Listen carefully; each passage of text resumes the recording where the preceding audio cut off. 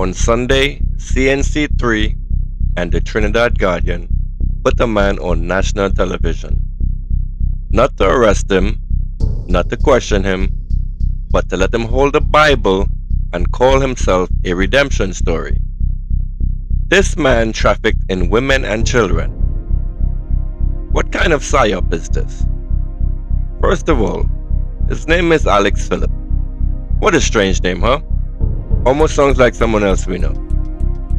In his own words, his public admissions on their network, he ran a sex trafficking ring in South Trinidad from 2010 to 2016. Every 6 months, about 23 Venezuelan women and girls aged 14 to 25, chosen from photographs, by preference, like a menu, $10,000 to $15,000 for short arrangements and up to $50,000 for longer ones. He sold drugs on the side, and he was offered $1.5 million to launder money.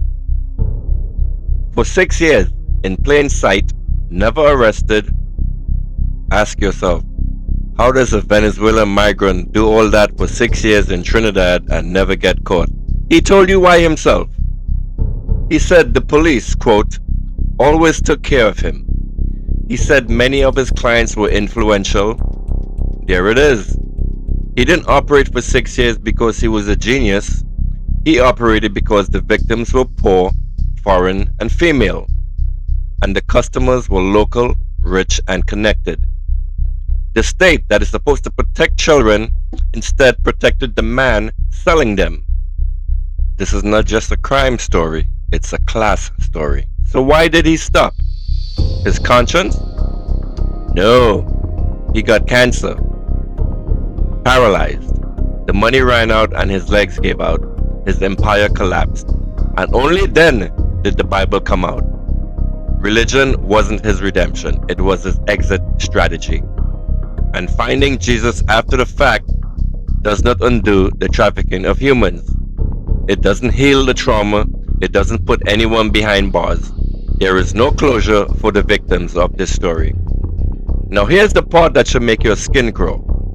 In CNC3's own words, they call it, quote, a successful sex industry, a booming business, a trafficking ring for underage girls described like a startup that hit a rough patch. Where are the victims in the story? The 14-year-olds. The women moved across borders like cargo. Gone?